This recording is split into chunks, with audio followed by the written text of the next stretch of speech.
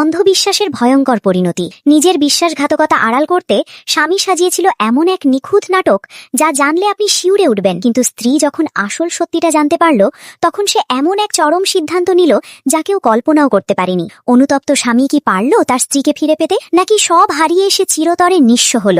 বুক ফাটানো এই গল্পের আসল রহস্য ও পরিণতি বুঝতে ভিডিওটি শুরু থেকে একদম শেষ পর্যন্ত দেখতে থাকুন।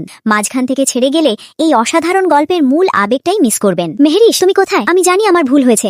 আমি তোমার সবচেয়ে পছন্দের কেকটা নিয়ে এসেছি, একবার শুধু কথা বলো। আওরাব পাগলের মতো বারবার ফোন কল করছিল, কিন্তু প্রতিবারই যান্ত্রিক কণ্ঠস্বর জানিয়ে দিচ্ছিল কাঙ্ক্ষিত নম্বরটিতে সংযোগ দেওয়া সম্ভব নয়। হঠাৎ ড্রয়ারের ভেতর একটি কাগজের দিকে চোখ আটকে যায় তার। ডিভোর্স পেপারে মেহেরিশের স্বাক্ষর করা। আওরাবের হাত কাঁপতে থাকে। অসম্ভব, মেহেরিশ আমাকে ছেড়ে যেতেই পারে না, সে আমাকে ডিভোর্স দিতে পারে না। কিন্তু আওরাব জানতো না তার সাজানো নিখুঁত মিথ্যার দেয়াল অনেক আগেই ভেঙে পড়েছে। মেহেরিশের ফেলে যাওয়া একটি পুরনো ডায়েরির পাতা উল্টাতেই আওরাবের চোখ স্থির হয়ে যায়। 2023 সালের 2 সেপ্টেম্বর মেহেরিশ লিখেছিল, আওরাব বলছে সে আমাকে চেনে না। ডাক্তার জানালো তার নাকি পার্সোনালিটি ডিসঅর্ডার বা দ্বৈত সত্তার সমস্যা আছে। এটা তার ভেতরের অন্য এক মানুষ। এরপর 20 সেপ্টেম্বরের পাতায় লেখা, আওরাবের জীবনে অন্য এক নারী এসেছে। আমি জানি ওই রূপটা আমার আওরাবের ময়, কিন্তু তবুও আমি যেন পাগল হয়ে যাচ্ছি। ডায়েরির পাতাগুলো যেন মেহেরিশের নীরব কান্নার সাক্ষী। 2024 সালের 1 অক্টোবরের পাতায় লেখা, আওরাব আর ওই নারীর একটি সন্তান হয়েছে। আওরাব চাইছে আমি যেন সেই সন্তানকে দত্তক নিই। আমি আর সহ্য করতে পারছি না, কেন আমার এই যন্ত্রণার শেষ হচ্ছে না। কিন্তু সবচেয়ে ভয়াবহ লেখাটি ছিল 20 অক্টোবরের পাতায়। মেহেরিশ লিখেছিল, আওরাব, আমি সব জেনে গেছি। তুমি কোনো মানসিক রোগী নও। তোমার দ্বৈত সত্তার পুরো ব্যাপারটাই ছিল একটা জঘন্য নাটক। কেন এমন করলে আমার সাথে? আমি তোমাকে ঘৃণা করি। আমি আর মাত্র 7 দিন পর একটা মেমোরি ইরেজিং চিপ সার্জারি করাবো। আমার মস্তিষ্ক থেকে তোমার সমস্ত স্মৃতি চিরতরে মুছে ফেলবো। তাহলে হয়তো আমার এই ভাঙা হৃদয়টা আর এতটা কষ্ট পাবে না। ডায়েরিটা হাত থেকে পড়ে যায় আওরাবের। তার মনে হতে থাকে কেউ যেন তার শ্বাস রোধ করে ধরছে। আমি তো ভেবেছিলাম আমার অভিনয়টা নিখুঁত ছিল। আমি ভেবেছিলাম আমরা 3 জন মিলে একটা সুখী পরিবার হতে পারবো।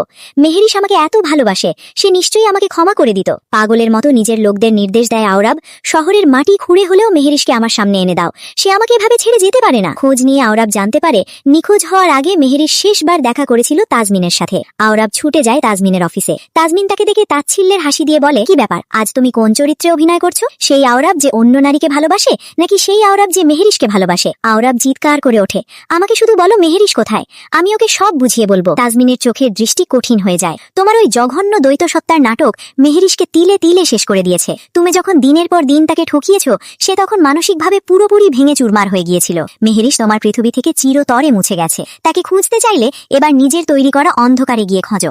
অন্যদিকে শহরের এক গোপন অত্যাধুনিক ক্লিনিকে মেহেরিশ চোখ মেলে তাকায়। ডাক্তার হাসি মুখে বলেন, অভিনন্দন, আপনার সার্জারি সফল হয়েছে। নতুন পৃথিবীতে আপনাকে স্বাগত। তবে মনে রাখবেন, এই মস্তিষ্কের চিপটি এখনো পুরোপুরি স্থিতিশীল নয়। অতিরিক্ত মানসিক চাপ নেবেন না, তাহলে চিপটি অকার্যকর হয়ে পুরনো স্মৃতি ফিরে আসতে পারে। মেহেরিশ শান্ত চোখে তার সামনে রাখা একটি ফাইলের দিকে তাকায়, যেখানে তার জীবনের গুরুত্বপূর্ণ মানুষদের ছবি ও তথ্য দেওয়া আছে, যাতে সে নতুন করে তাদের চিনতে পারে। কিন্তু সেই ফাইলে আওরাবের কোনো অস্তিত্ব নেই। মেহেরিশের চোখে কোনো কষ্ট নেই, কোনো কান্না নেই। সে যেন এক অচেনা নতুন মানুষ। কিছুদিন পর আওরাব তার এবং মেহেরিশের পুরনো বাড়িতে বসেছিল। হঠাৎ একজন রিয়েল এস্টেট এজেন্ট এসে তাকে জানায়, জনাব, মেহেরিশ ম্যাডাম এই বাড়িটি বিক্রির নির্দেশ দিয়েছেন, দয়া করে বাড়িটি খালি করে দিন। আওরাবের 2 চোখ বেয়ে জল গড়িয়ে পড়ে। মেহেরিশ তার জন্য কোনো স্মৃতিও রেখে যায়নি। সে ডুকরে কেঁদে উঠে রিয়েল এস্টেট এজেন্টকে বলে, না, এই বাড়ি আমি ছাড়বো না। কত দামে সে এই বাড়ি বিক্রি করতে চায়? আমি তার চেয়ে দ্বিগুণ দাম দেব। আমাকে ওর সাথে জড়ানো সবকিছু আঁকড়ে ধরে রাখতে হবে, নইলে সে আমাকে কোনো দিনও ক্ষমা করবে না। আওরাব শূন্য ঘরের মেঝেতে বসে হাউমাউ করে কাঁদতে থাকে। কিন্তু সেই কান্না শোনার জন্য মেহেরিশ আর তার পৃথিবীতে নেই। সে সব ভুলে নতুন এক জীবনের দিকে অনেক দূর এগিয়ে গেছে।